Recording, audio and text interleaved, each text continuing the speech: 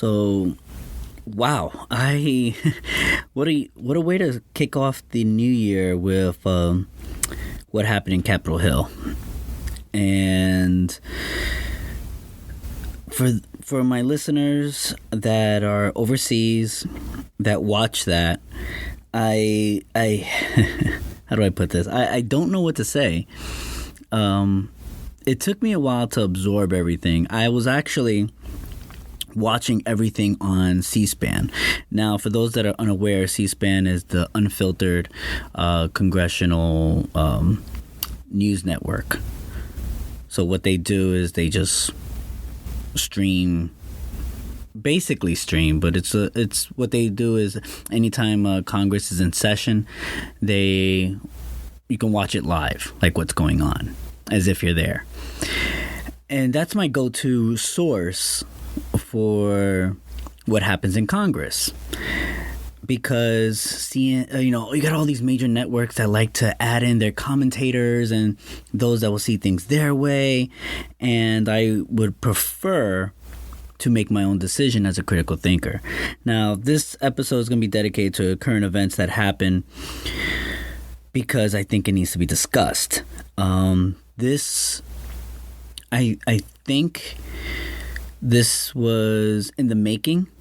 I wasn't surprised that it had happened. I was surprisingly not surprised, and it was a boiling point. So I was watching C-SPAN. It was around 1:30, so it was right after I dismissed my civics class. I was watching it. One person must have barged in and started screaming and swearing, and they went to a session. They did a break. They went back in session. Now, I was listening to the arguments from both parties, where they're objecting the electoral votes for certification, and that's what was happening.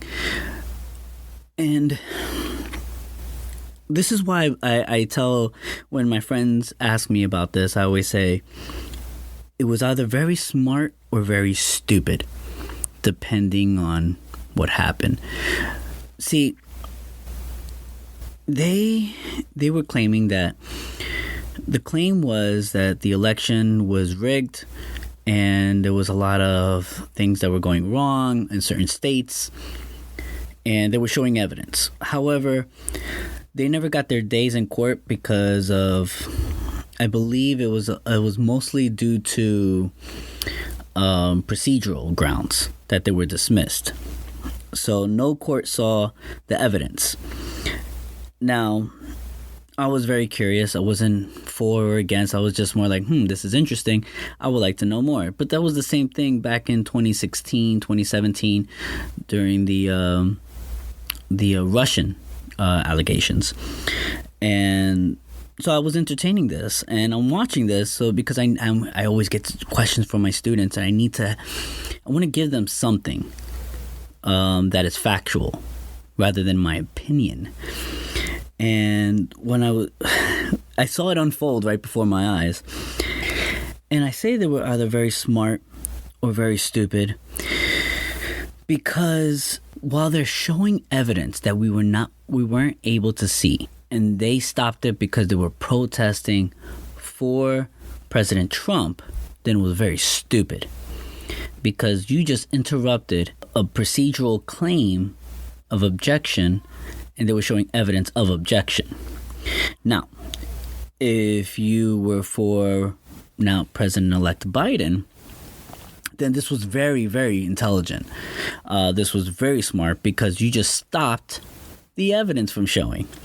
And I'm not a conspiracy theorist by any means, but when someone like John Sullivan, he's an anti-Trump founder from Utah, and was one of the people arrested in Capitol Hill, raises serious questions, which I have no evidence whatsoever. So I'm not going to pretend that I have the answer. I'm not going to assume anything, but this is factual. You can look this up. Just Google the keywords John Sullivan, anti-Trump, Capitol Hill, And you'll see for yourself. They have the mugshot, so it's open record. It's you can see he was arrested before during the riots. And I believe his claim was something along the lines of he was documenting. I don't know how a protester is documenting, but yes, that's some serious questions. So again, it was either very smart or very stupid. And I want to, before I continue further on this observation, critical thinking observation that I'm going to share with you, I want to say that I completely condemn riots and violence. I condemn the violence and riots that happened earlier in 2020, and I'm condemning this one. I'm going to stand my ground and say that that is not the way to proceed and try to protest. Now, the difference between what happened in Capitol Hill that I've noticed and the ones that happened throughout 2020, most of 2020, was that one side mostly attacked private property and businesses, which cost billions of dollars, and I'll get to that in a moment, and the other attacked the political leaders. So why is it that we're condemning the one that attacked political leaders, and we're not so much condemning private citizens losing their homes, their businesses, their livelihoods due to riots that had nothing to do with George Floyd or any of these other instances that happen? And that's a question you need to ask yourself. I'm not going to assume the answer. And political leaders reacted fiercely despite once supporting protests and riots. Now, before I read you some of these quotes from these some of these figures, these public figures, let me make something clear. In the media, for several months, most outlets refused to call protesters rioters. So, for argument's sake, dictionary.com, I'm going to define protests and define riots. Dictionary.com defines protests as an expression or declaration of objection, disapproval, or dissent, often in opposition to something a person is powerless to prevent or avoid. Now, dictionary.com would call a riot is a noisy, violent public disorder caused by a group or crowd of persons, as by a crowd protesting against another group, a government policy, etc., in the streets. Law, a disturbance of public peace by three or more persons acting together in a disrupting and tumultuous manner in carrying out their private purposes. 3, violent or wild disorder or confusion. Now, for context for this episode, and due to how media covers a riot as a protest, I have no choice but to use the two words interchangeably, since these protests in 2020, not including the protests of 2017 through 2019, resulted in approximately 25 deaths, countless injuries, and approximately $1 to $2 billion, which is more than would have cost the Boston Tea Party back in 1775. Now, this is from former Attorney General Loretta Lynch. She said this back in June 14, 2017. And this is not out of context. I'm reading you the full passage. I know that this is a time of great fear and uncertainty for so many people. I know it's a time of concern for people who see our rights being assailed, being trampled on, and being rolled over. I know that this is difficult, but I remind you that this has never been easy.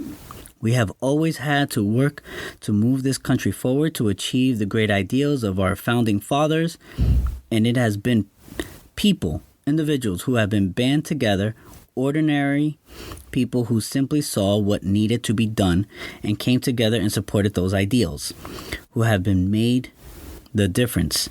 They've marched, they've bled. Yes, some of them have died. This is hard. Every good thing is, we have done this before, we can do this again. This was regarding the protests in 2017.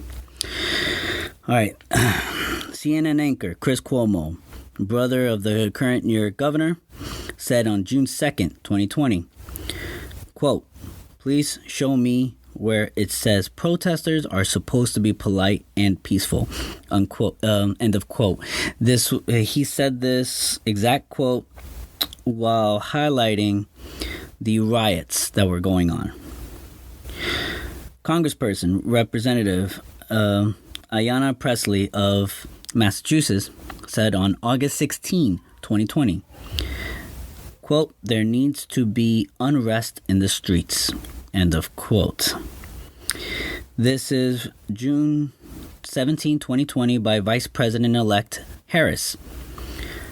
Everyone should take note of that on both levels, that they're not going to let up, and they should not, and we should not. End of quote. This was regarding the protests that were ongoing, and some of them were dying down. And remember what I said, protests and riots I'm currently using interchangeably to avoid arguments.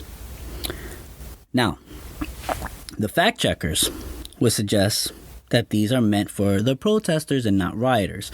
But when it was covered for the first several months, they call the rioters protesters. So the play on words for a critical thinker should not come into play and should be recognized. And you need to call it out. Okay, that's what critical thinkers do. They analyze. Now,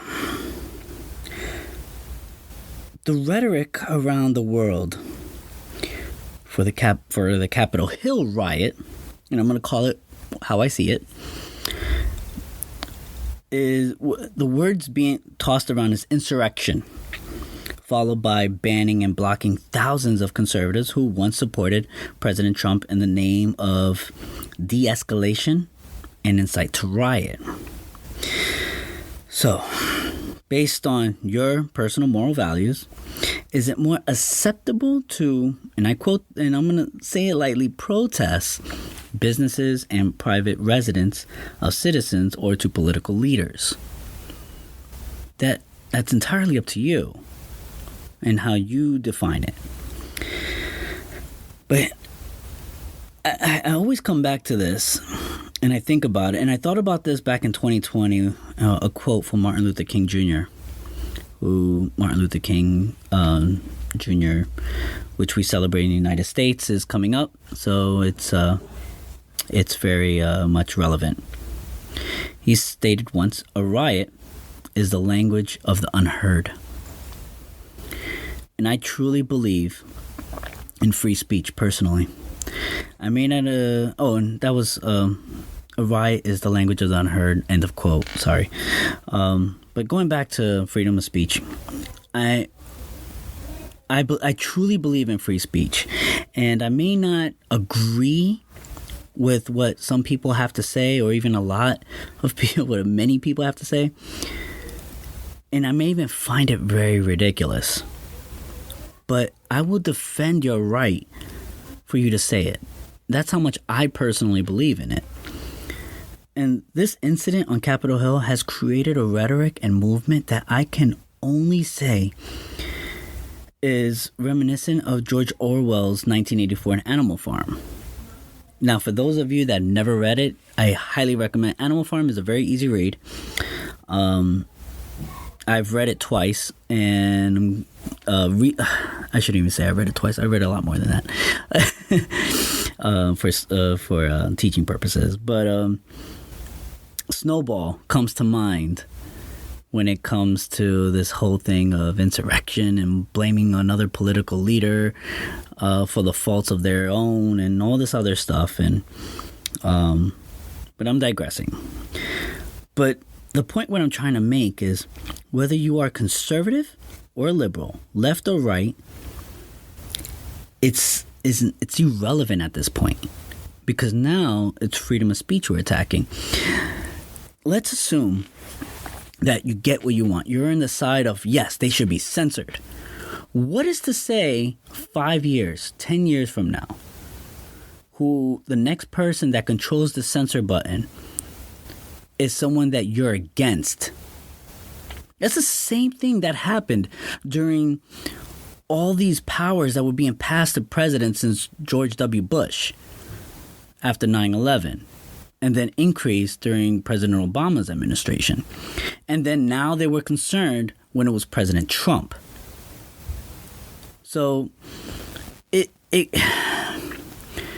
you cannot, and this is in history, like the whole Supreme Court majority rule for selecting a Supreme Court justice, people forget, and the rhetoric is changing, that it was actually the Democratic Party that made those changes. And the Republicans took advantage of the situation this in October of 2020.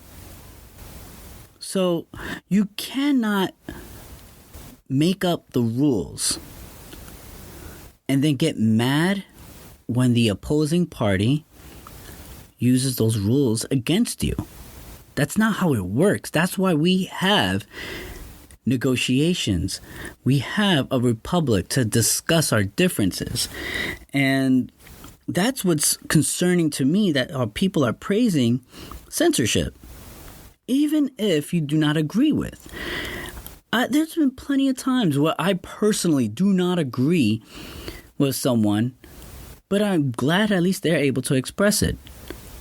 And they are not going to jail. They're not going to be reprimanded or anything like that. They're fine. They're going to be okay. Because you never know when the next person that controls that button of censorship or power is someone you personally do not like. So you have to be careful. And now we're in a crossroads in the United States because of it. Social media, big tech, and internet companies are removing not only the President Trump's organizations and accounts, but many conservatives from their platforms and brands that branded people that were branded as Trump supporters. While lawmakers are calling on these new regulations to limit speech and removing other lawmakers who once supported the president, they're actually calling for their suspension. And it's very nerve-wracking and sad, because I teach history. I know, I'm very familiar on outcomes in different countries that went down these roads. Many organizations and countries that are oppressive and aggressive, whether it's the Chinese government or jihadist groups, they still have a blue check mark. They still have these accounts. They're open. And for those of you that are unaware, when I say jihadist groups, for those, jihad means holy war. So they look at themselves as warriors against those that are not Muslim. Okay, so it's not being Islamophobic. You know, I'm not Islamophobic. I have a very, very good friends that are Muslim. That's not the point. I call a hate group, whether it's white supremacists and what have you. But they still have their platforms. So I truly don't understand if these big tech companies are just ignorant or malevolent. But this is a problem to America's free speech, and those especially of recent that were told to stay home. And so they cannot go to their local town halls to speak on their grievances. They're being shut out. And many politicians are also cheering on this censorship and almost simultaneously claiming, and I'm going to quote one congressperson, heal and find a common path forward. End of quote. And I see that, and I can't help but think, how can you do that when you appraise and approve silence from the opposing group?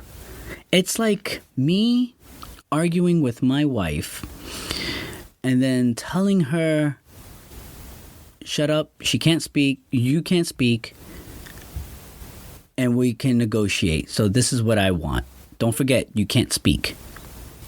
I don't know for those that are married or have a significant other, but that doesn't work out well. And I don't know where to go from there. I don't understand. I'm not for either side. I'm for negotiation. I'm for peace. But I'm digressing a little. There's also a call, and this is another problem I'm seeing thanks to what happened in Capitol Hill. There's also a call for a second impeachment and removal from office, which he only has, as of this recording, a week and a half left. Removal of office, which would not only will remove him from office, that he only has a week and a half left, but he won't be able to run for re-election. And I think that's the reason why. So 75 million people voted for President Trump. And I guess the best way to put it is, for in the United States in the 2020 election, 75 million people voted for Trump out of 155 million. So that's approximately 48% who voted. So all these politicians, all these companies are shutting out or trying to shut out 48% of the voters that voted for Trump. I find that disturbing. Even if it was the opposite, if it was Biden, if it was President-elect Biden, I would have been just as concerned. So it's not, so I want to make it perfectly clear. I'm not choosing a side. I'm criticizing the situation. We cannot forget that America entertained an idea of a stolen election back in 2017 all the way through 2020 with Russian collusion. And out of the 75 million people voted, there was a poll.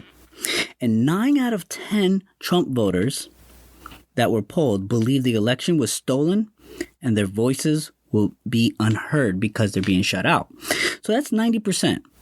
So let's just do simple, basic math. Now, obviously, this is not 100% accurate, but let's just do some math. If they polled a whole bunch of people and 9 out of 10, meaning 90%, said that the election was rigged, out of the 75 million, that's 67.5 million people that voted out of 155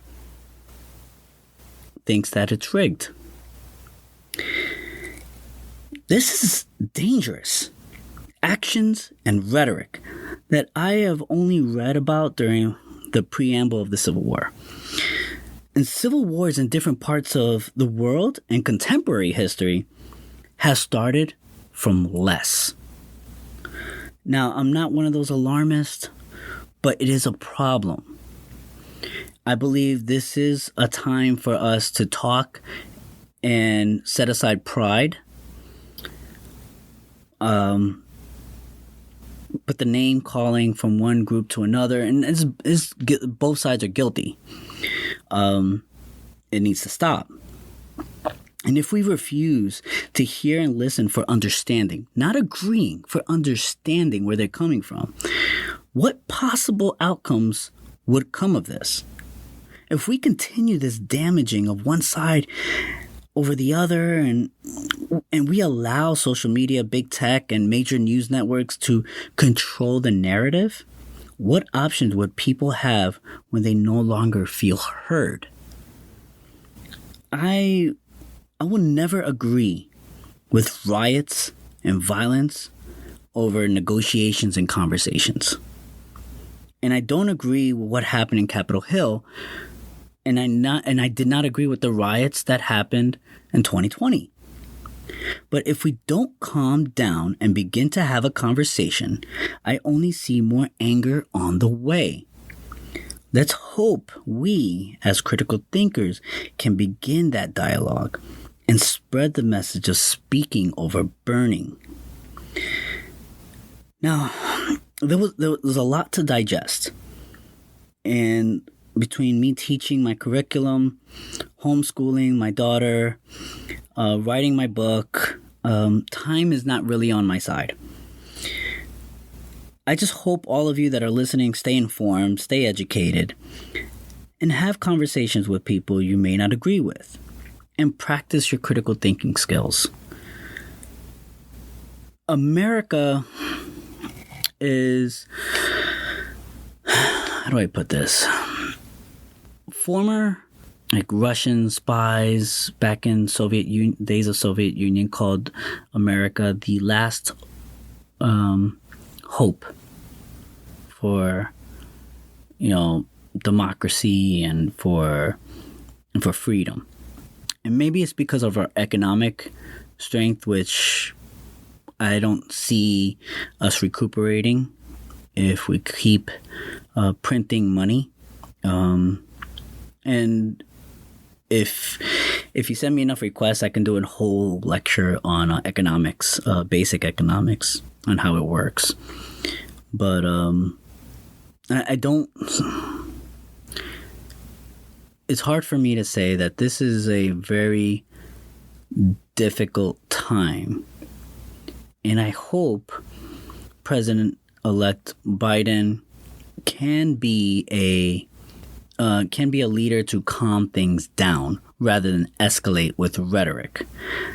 I have my doubts based off of what he has publicly commented regarding Capitol Hill, but nevertheless, we need to hold our politicians, big tech, and major news networks responsible for escalation.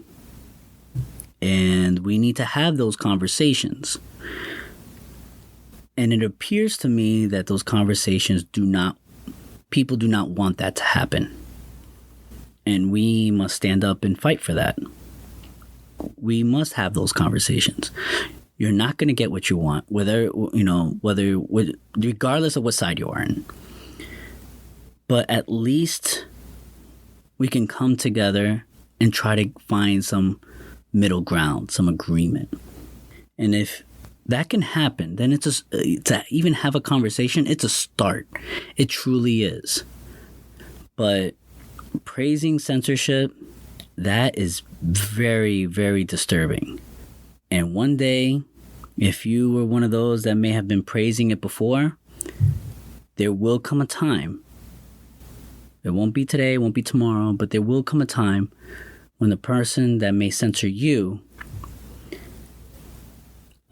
has that power and you cannot say anything because you gave them that power.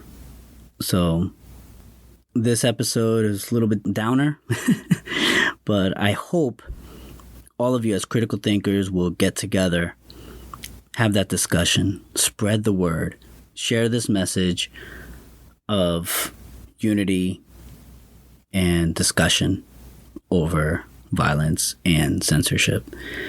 So I wish you all well.